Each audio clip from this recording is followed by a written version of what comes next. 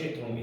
जो स्टूडेंट मेरा वीडियो पहली बार देख रहे हैं उन्हें बताना चाहूँगा कि हम वैद्युतीय धुरों की चर्चा कर रहे हैं और इस पे आधारित हमने 4 वीडियो अपलोड किए हैं। इससे पहले भी अपन स्थिर वैद्युतीय के वीडियो अपलोड किए हुए हैं, लेकिन वैद्युतीय धुरों पे आधारित सीरीज वाइज मैंने 4 वीडियो अपलोड किए हैं और ये हमारा वीडियो लास्ट वीडियो रहेगा। तो वैद्युतीय धुरों को समझने के लिए मैं आपको सजेस्ट करना चाहूँगा कि आप प्रीवियस 4 वीडियो को देखिए और उनसे आपको कुछ हद तक क्लियर हो जाएगा कि वैद्युतीय धुरों का व्यवहार क्या है और वो विद्युत क्षेत्र में किस तरह कार्य करता है। अब अपना जो लास्ट टॉपिक है विद्युतीय धुरों पे आधारित, वो है वैद्युतीय धुर को जब आप विद्युत क्षेत्र में रखते हो तो हमने देखा था कि कार्य करना पड़ता है, उस कार्य उस वास्तव में देखा जाए तो वही कार्य उसके अंदर वैद्युत स्थितिज ऊर्जा में संचित हो जाता है। तो अपना जो नेक्स्ट लास्ट टॉपिक है वैद्युतीय धुरों पे आधारित, वो है कि एक वैद्युतीय धुरों को विद्युत क्षेत्र में लाया जाता है या रखा जाता है तो उसके अंदर स्थितिज ऊर्जा कितनी आती, कितनी ऊर्जा उसके अंदर संचित हो जाती, उसी ऊर्जा की वजह से वो विद्युतीय क्षेत्र के अंदर दोलनी गति प्रारंभ करता है और उसके अंदर सरलावर्त गति होती है।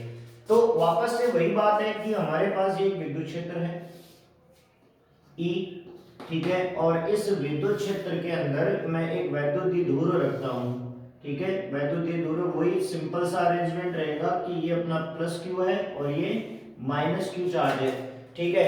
अब विद्युत इसके ऊपर क्या लगता है, एक इसका अगर अपन द्विध्रुव आघूर्ण देखें तो P बराबर क्या आ जाएगा अपने पास Q इंटू 2a, जहां 2a क्या है, इसकी ये दूरी है, ठीक है, दोनों आवेशों के मध्य की दूरी। अब क्या होता है, इसके ऊपर बल आघूर्ण कार्य करता है। बल आघूर्ण कितना कार्य करता है अपन सारे पढ़ चुके हैं। टॉ बराबर कितना कार्य करता है, Pe sin थीटा कार्य करता है। तो इस बल आघूर्ण की वजह से ये विद्युत क्षेत्र में विस्थापित होने लगता है, तो विस्थापित हो जाता है। मान लेते हैं ये थीटा कोण से इधर विस्थापित हो जाता है, ठीक है, ये इस तरह से विस्थापित हो जाएगा। तो मान लेते कि कितना विस्थापित हुआ, d थीटा। तो बल आघूर्ण के द्वारा वैद्युतीय धुर को घुमाने में ये किया गया कार्य इसके अंदर वैद्युत स्थितिज ऊर्जा के अंदर संचित हो जाता है। तो कितना कार्य किया जाएगा, तो देखिए dw बराबर आ जाएगा अपने पास टाउ d थीटा, जहां d थीटा क्या है, इसके अंदर विस्थापन है, ये d थीटा क्या है, विस्थापन है। तो अपन ने देखा कि ये dw आ जाता है, तो dw इज इक्वल टू आ गया टॉ d थीटा। अगर मुझे पूरा विस्थापन करना है तो समाकलन कर दीजिए आप। समाकलन करने पर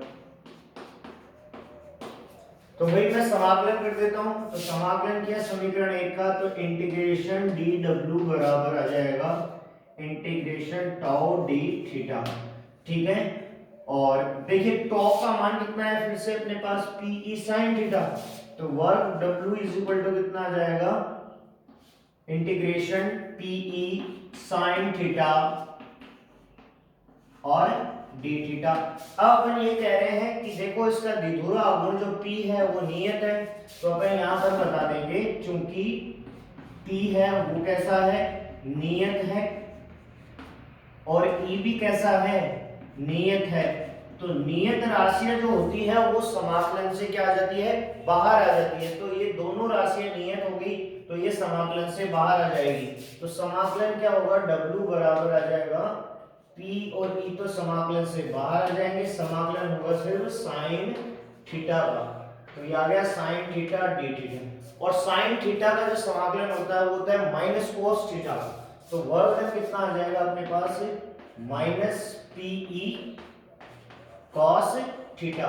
तो ये किया गया कार्य ही इस वैद्युतीय धुर के अंदर किसमें संचित हो जाता है, ऊर्जा में संचित हो जाता है। यानी U बराबर आपके पास आ जाती है Pe cos थीटा ऋणात्मक। तो यहां माइनस चिन्ह यह प्रदर्शित करता है कि हमें विद्युत क्षेत्र के विरुद्ध कार्य करना पड़ेगा। विद्युत क्षेत्र के विरुद्ध कौन सा कार्य, कि विद्युत क्षेत्र एक बल लगाता है या बल आघूर्ण लगाता है, उस बल आघूर्ण के विपरीत दिशा में कार्य किया जाता है। देखिए स्थितिज ऊर्जा का कंसेप्ट भी यही कहता है कि हम पहले से प्री एग्जिस्ट फोर्स के अगर अगेंस्ट जाते हैं तो हमें कार्य करना पड़ता है, और उस कार्य हमारे द्वारा जो कार्य किया जाता है वो कार्य उस पिंड में या उस वस्तु में वैद्युत स्थितिज ऊर्जा के अंदर संचित हो जाता है। तो वैद्युत स्थितिज ऊर्जा किसी भी प्री एग्जिस्ट फोर्स पहले से मौजूद किसी भी बल के विरुद्ध किया गया कार्य स्थितिज ऊर्जा है। ठीक है, तो देखिए हमने गुरुत्वाकर्षण के अंदर देखा, गुरुत्वाकर्षण के अंदर पहले से मौजूद था गुरुत्वीय बल, उसके विरुद्ध गए, h ऊंचाई पर वस्तु को लेके गए, उसके अंदर गुरुत्वीय स्थितिज ऊर्जा आ जाती है। एक स्प्रिंग को खींचते हैं, प्रत्यावर्तन बल कार्य करने लगता है, रिस्टोरिंग फोर्स कार्य करने लगता है, हम उसके विरुद्ध जाते हैं, रिस्टोरिंग फोर्स काम करने। तो किसी भी बल के विरुद्ध किया गया कार्य किसमें संचित होता है? स्थितिज ऊर्जा में। तो यहाँ पर भी अपन बल के विरुद्ध जा रहे हैं तो उसके अंदर क्या हो जाएगा? ये स्थितिज ऊर्जा के अंदर संचित हो जाता है, ये किया गया कार्य ही। ठीक है, तो ये किसी भी वैद्युत द्विध्रुव जो विद्युत क्षेत्र में रखा है, लेकिन ध्यान रखना है यहाँ पर कि विद्युत क्षेत्र कैसा है? यहाँ पर समरूप विद्युत क्षेत्र है। तो समरूप विद्युत क्षेत्र के अंदर ये वैद्युत द्विध्रुव के अंदर स्थितिज ऊर्जा आ जाती है। तो हमने इस चैप्टर के अंदर ये सारी चीजें कर दी।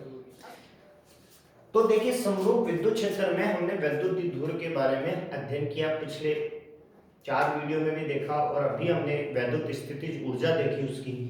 तो अब अपन इसका पूरा निष्कर्ष क्या निकालते हैं कि समरूप विद्युत क्षेत्र में अगर विद्युत क्षेत्र और वैद्युत द्विध्रुव के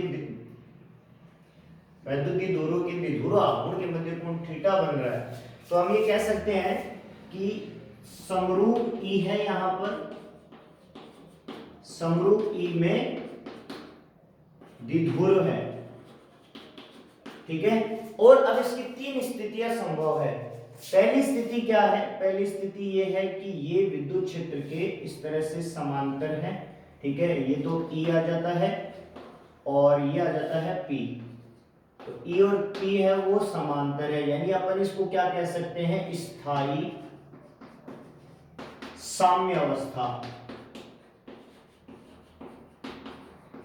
ठीक है, ये स्थायी साम्य अवस्था की आ जाएगी। स्थायी साम्य अवस्था वैद्युत द्विध्रुव की क्या होती है? अपन ने ऑलरेडी डिस्कस किया है कि दोनों की दिशा एक है, विद्युत द्विध्रुव आघूर्ण की और विद्युत क्षेत्र की। दूसरी स्थिति क्या संभव है? कि दूसरी स्थिति है कि विद्युत क्षेत्र हो इस दिशा में, ठीक है, और द्विध्रुव आघूर्ण की दिशा ये हो, ये P की दिशा है, ये विद्युत क्षेत्र के क्या है? लंबवत, ये लंबवत स्थिति है। ठीक है, और तीसरी स्थिति क्या है? कि विद्युत क्षेत्र की दिशा हो ये E की दिशा और इधर दिशा हो हमारी P की दिशा। ठीक है, तो ये स्थिति कहलाएगी अस्थायी साम्य अवस्था। तो ये 3 स्थितियां संभव है। तो इस स्थिति में अपन देखते हैं कि पहली स्थिति क्या बनती है। पहली स्थिति अगर अपन देखें तो इस स्थिति में बल आघूर्ण कार्य करेगा टॉ बराबर PE sin थीटा।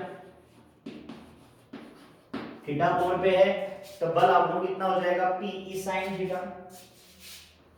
कार्य जो आ जाएगा W बराबर आ जाएगा PE 1 माइनस cos थीटा। वैद्युत स्थितिज ऊर्जा आ जाएगी U बराबर माइनस PE cos थीटा, और इसका जो दिया गया है फोर्स, इसका जो गति होगी सरल आवर्त गति होगी, सरल आवर्त गति होगी। ठीक है, इस स्थिति में सरल आवर्त गति होगी, और इस सरल आवर्त गति का आवर्त काल दिया जा सकता है T बराबर 2 pi under the root I बटे PE। तो ये स्थितियां हमने देखी। तो देखिए अगर ये स्थायी साम्य अवस्था में है, स्थायी साम्य अवस्था में है, इसका मतलब थीटा बराबर क्या हो गया? 0 डिग्री। इस स्थिति में देखिए अगर स्थायी साम्य अवस्था में है तो टॉर्क कितना लगेगा? थीटा का मान अपन 0 डिग्री रखते हैं, साइन 0 की वैल्यू क्या आ जाती है? 0। तो स्थायी साम्य अवस्था में इसके ऊपर जो टॉर्क लगेगा टॉ बराबर क्या लगेगा? 0। तो यहां से क्वेश्चन आ सकता है, क्या आ सकता है कि अगर एक वैद्युत द्विध्रुव स्थायी साम्य अवस्था में है या विद्युत क्षेत्र के समांतर रखा हुआ है तो उस पे बल आघूर्ण कितना कार्य करेगा? 0 कार्य करेगा। ठीक है, इस स्थिति में कार्य कितना आएगा? देखिए 0 की वैल्यू पुट की अपन ने तो W बराबर कितना आ जाएगा अपने पास? W बराबर आ जाएगा, और 0 डिग्री की वैल्यू आ जाती है 1, तो W बराबर आ जाएगा PE। ये अपने पास कार्य आ जाता है। ऊर्जा कितनी आ जाती है? ऊर्जा U बराबर आ जाती है माइनस पीई कॉस, सॉरी यहाँ पर कार्य अपने पास जीरो आ जाएगा, कोई कार्य नहीं करना पड़ेगा, कॉस जीरो की वैल्यू 1 है, 1 माइनस 1 तो W अपने पास आ जाएगा जीरो। तो आपसे कहे कि कोई यहाँ से भी क्वेश्चन करेगा, क्वेश्चन क्या बन सकता है कि एक वैद्युत द्विध्रुव है, स्थायी साम्यावस्था में रखा हुआ है, तो उस पे कितना कार्य किया जाता है, तो आपने को जवाब देना है जीरो कार्य किया जाता है, कोई कार्य उस पे नहीं होता है। इस स्थिति में ऊर्जा कितनी आएगी, देखिए u cos जीरो की वैल्यू क्या रखते हैं अपन, क्या आ जाएगी, cos जीरो की वैल्यू है theta is equal to 0 degree put किया तो u बराबर आ जाएगा माइनस पीई आ जाएगा। ठीक है, ये अपने पास ऊर्जा आ जाती है। ठीक है, अब अपन आते हैं लंबवत स्थिति में। लंबवत स्थिति में थीटा इज इक्वल टू कितना होगा अपने पास 90 डिग्री। तो देखिए इस फॉर्मूले में अपन टॉर्क देखते हैं, टॉर्क cos 90 की वैल्यू sin 90 की वैल्यू 1, तो टॉर्क कितना आएगा, टॉ इज इक्वल टू आ जाएगा पीई,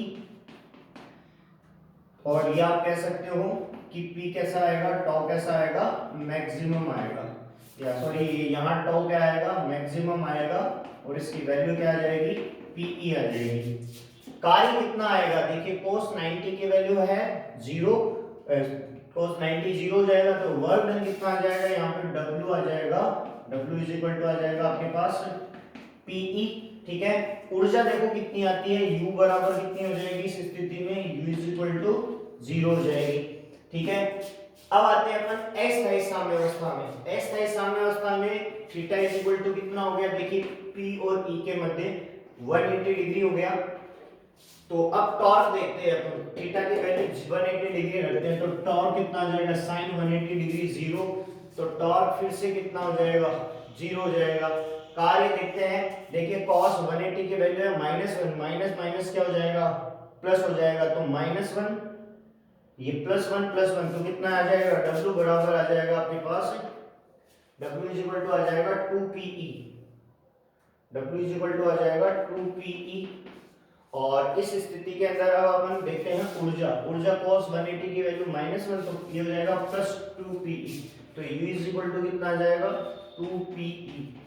तो ये अपने पास स्थितियां, 3 स्थितियां आती है जिनकी अपन ने विस्तृत चर्चा की थी, और समराइज अगर अपन करके देखते हैं, हर स्थिति से क्वेश्चन आ सकते हैं। स्थायी साम्यावस्था में बल आघूर्ण कितना लगेगा, 0, स्थायी साम्यावस्था में कार्य कितना होगा, 0, स्थायी साम्यावस्था में ऊर्जा कितनी होगी, -PE, लंबवत रखा जाता है द्विध्रुव तो बल आघूर्ण अधिकतम, कार्य PE, स्थितिज ऊर्जा 0, अस्थायी साम्यावस्था में है तो बल आघूर्ण 0, कार्य 2PE और ऊर्जा 2PE। देखिए कार्य 2PE 180, हाँ 2PE आ जाएगा, और cos 180 की वैल्यू तो ये +PE आ जाएगा, यहाँ पर ये माइनस का साइन ये प्लस हो जाएगा, तो ये अपने पास कार्य ऊर्जा और इनके सूत्र आते हैं। अब यदि वैद्युत द्विध्रुव को असमरूप विद्युत क्षेत्र में रख दिया जाए, असमरूप विद्युत क्षेत्र में रख दिया जाए, समरूप विद्युत क्षेत्र में है, तब उस पे क्या प्रभाव होंगे। तो देखिए समरूप विद्युत क्षेत्र के अंदर अगर मैं समरूप की बात करूं तो समरूप में टॉ कितना कार्य करता है, PE sin थीटा, लेकिन जो F नेट फोर्स जो वर्क करता है, कुल बल जो कार्य करता है वो 0 होता है। ठीक है, कब की बात है अपन, जब समरूप विद्युत क्षेत्र की बात कर रहे हैं, और उसकी जो गति होती है कैसी होती है, सरल आवर्त गति, सरल आवर्त गति होती है। किसकी बात करें अपन, समरूप विद्युत क्षेत्र की, उसके ऊपर बल आघूर्ण कार्य करता है, कुल जो बल होता है वो 0 होता है, गति कैसी होती है, सरल आवर्त गति होती है, जिसका अपन ने ऑलरेडी आवर्तकाल दिया हुआ है। लेकिन अगर असमरूप विद्युत क्षेत्र आ जाए, असमरूप विद्युत क्षेत्र आ जाए और आपसे पूछे कि एक वैद्युत द्विध्रुव पर कितना बल आघूर्ण कार्य करेगा, तो आप बोलोगे टॉ नॉट इक्वल टू 0। ठीक है, टॉ यानी टॉ काम करेगा जो कितना होगा, टॉ बराबर PE sin थीटा। ठीक है, और इस स्थिति में कुल बल जो है वो भी 0 नहीं होगा, तो फिर गति कैसी होगी, गति इसके अंदर दोनों होगी, सरल आवर्त गति होगी सरल आवर्त गति भी होगी प्लस इसके अंदर रेखीय गति भी होगी। देखिए इसको समझते हैं। असमरूप का मतलब है कि मान लीजिए यहां विद्युत क्षेत्र है वो इस जगह है, समरूप था यहां तक, और यहां ये प्रबल हो जाता है, तो इस स्थिति में देखिए बल का मान यहां ज्यादा होगा, ये द्विध्रुव इसकी दिशा में चलने का प्रयास करेगा। तो आपसे एक क्वेश्चन पूछा जा सकता है कि समरूप विद्युत क्षेत्र में गति कैसी, हमेशा याद रखना है आपको सरल आवर्त गति होगी। लेकिन विद्युत क्षेत्र असमरूप आ जाए तो दोनों गतियां विद्यमान होगी, सरल आवर्त गति भी होगी और रेखीय। अब रेखीय गति में फिर ये द्विध्रुव जाएगा किधर, जाएगा हमेशा निम्न विद्युत क्षेत्र से उच्च विद्युत क्षेत्र की ओर जाएगा। जिधर विद्युत क्षेत्र अधिक होगा ये द्विध्रुव उधर आकर्षित या प्रतिकर्षित होगा। तो ये हमें ध्यान रखना है कि रेखीय गति और सरल आवर्त गति दोनों होती है जब विद्युत क्षेत्र आपको कैसा दिया हो, असमरूप। इस स्थिति में आपसे बल आघूर्ण भी पूछा जा सकता है, तब आप बल आघूर्ण का क्या कर दीजिए, डिफरेंशिएशन कर दीजिए, डी टॉप डी थीटा कर दीजिए। और फोर्स है, फोर्स का भी दूरी के साथ है वो अवकलन कर दीजिए dF by dx। यानी आपको कह दे कि मान लीजिए विद्युत क्षेत्र है वो x दिशा में लगातार बढ़ता हुआ जा रहा है और आपको बल ज्ञात करना है, तो F आप क्या कीजिए dF by d theta dx कर दीजिए। और यहाँ पे F क्या था अपने पास QE, तो E का किसके सापेक्ष अवकलन हो जाएगा, दूरी के सापेक्ष, तो कितना आ जाएगा dF by dx is equal to q de by dx। तो यहां हमने देखा कि विद्युत क्षेत्र जो है वो किसके साथ बदल रहा है, x के साथ बदल रहा है। तो x के साथ जितना बदलेगा उतना हम अवकलन कर देंगे, क्योंकि अगर आप किसी चीज में परिवर्तन देखना चाहते हो तो हम उसका क्या कर देते हैं, अवकलन कर देते हैं। तो हमें ये ध्यान रखना है कि असमरूप विद्युत क्षेत्र आ जाए तो उसके अंदर रेखीय गति भी होगी और कुल बल जो होगा वो कभी जीरो नहीं होगा। फिर कितना होगा वो इस हिसाब से बदलेगा, कितना बदलेगा, तो हम उसका F बराबर इस तरह से निकाल लेते हैं।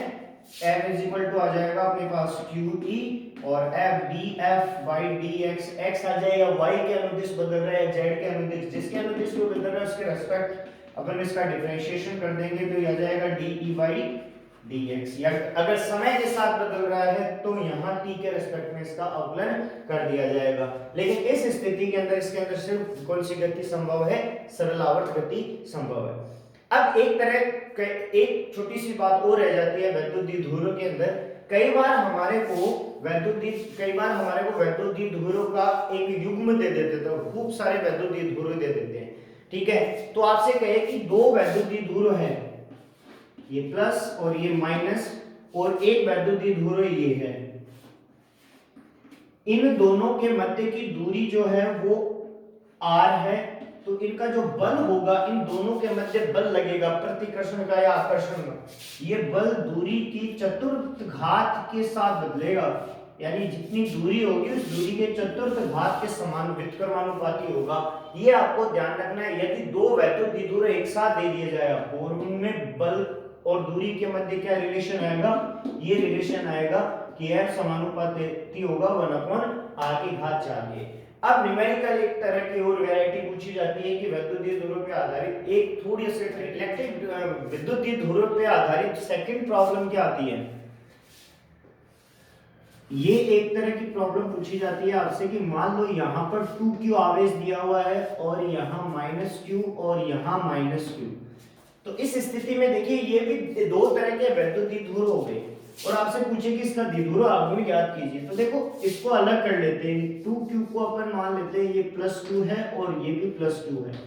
तो इस द्विध्रुव, एक ये द्विध्रुव हो गया और एक ये द्विध्रुव हो गया, तो इसके कारण विद्युत द्विध्रुव आघूर्ण की दिशा देखो माइनस से प्लस की ओर होती है। तो इसको अब मैं मान लेता हूँ ये हो गया मेरे पास P1, ठीक है। और ऐसे ही ये एक और द्विध्रुव बन गया मेरा, तो द्विध्रुव आघूर्ण आ जाएगा इसका P2 और ये इनके मध्य का कोण आ गया, तो इनका परिणामी द्विध्रुव आघूर्ण क्या आ जाएगा P। तो P वापस से वही सदिश संयोजन का समांतर चतुर्भुज नियम मैंने आपको पहले कहा कि वैद्युत द्विध्रुव आघूर्ण जो होती है वो सदिश राशि होती है। तो कितना आ जाएगा P बराबर √P1 square plus P2 square plus 2P1 P2 cos theta. Theta जो भी आपने ये कोण लिया है, ये कोण है, इन दोनों के मध्य को जो भी कोण बन रहा है, मान लीजिए ये समांतर चतुर्भुज ही होता, तो समांतर ये समांतर चतुर्भुज लेके सॉरी समबाहु त्रिभुज होता, समबाहु त्रिभुज होता तो यहाँ पर ये कोण कितना बनता है 60 डिग्री, और यहाँ पर तो थीटा कितना आ जाएगा 60 डिग्री। ऐसे ही मान लीजिए आपको कहते हैं कि ये एक वर्ग है, इस वर्ग के इस कोने पर तो रखा हुआ है +2q आवेश, और यहाँ रखा हुआ है -q, और यहाँ पर भी रखा हुआ है -q। ठीक है, तो देखिए ये एक वैद्युतीय ध्रुव हो गया जिसकी दिशा किधर से किधर हो गई भाई, माइनस से प्लस की ओर, और एक वैद्युतीय ध्रुव ये हो गया जिसकी दिशा हो गई माइनस से प्लस की ओर। तो ये इन दोनों के मध्य का कोण बना, तो हमें ये कोण निकाल लेना है, और फिर वापस से वो ये मान लेते हैं अपन P1 और इसको मान लेते हैं P2, और ये इनका आ जाएगा परिणामी P। तो P बराबर वापस से वही फॉर्मूला लगाना है, P1 square P2 square plus 2P1 P2 cos theta लगाना है। तो इस तरह से वैद्युत द्विध्रुव है वो दो का समायोजन करके या आवेशों का समायोजन करके द्विध्रुव का एक युग्म बना के आपसे क्वेश्चन पुटअप किए जा सकते हैं। तो हमने वैद्युत द्विध्रुव पे आधारित अब तक 5 वीडियो बनाए हैं, 5 वीडियो अपलोड किए हैं, तो आप प्लीज उनको देखिएगा। जब 1 से लेके 5 तक के अपन ने विद्युत द्विध्रुव पे आधारित जो वीडियो बनाए उसमें अपन ने विद्युत द्विध्रुव के कारण विद्युत क्षेत्र की तीव्रता देखी है, विद्युत द्विध्रुव आघूर्ण देखा है, बल आघूर्ण देखा है, उस पे कार्य कितना किया जाता है विद्युत क्षेत्र में रख दिया जाता है, समरूप विद्युत क्षेत्र के अंदर उसकी गति किस तरह की होगी, और असमरूप विद्युत क्षेत्र में गति किस तरह की होगी, ये सारी बातें अपन ने की है। नेक्स्ट अपन वीडियो में एक नए चैप्टर और एक नए टॉपिक के साथ जाएंगे जिसका नाम है गाउस के नियम के अनुप्रयोग। गाउस के नियम के अनुप्रयोग में हम देखेंगे कि अगर आवेशों की मात्रा बहुत ज्यादा हो जाए तो हम विद्युत क्षेत्र की गणना किस तरह करते हैं। गाउस का नियम हम आगे देखेंगे कि वो सामान्यतः समरूप जो क्षेत्र होते हैं उनके लिए लागू होता है।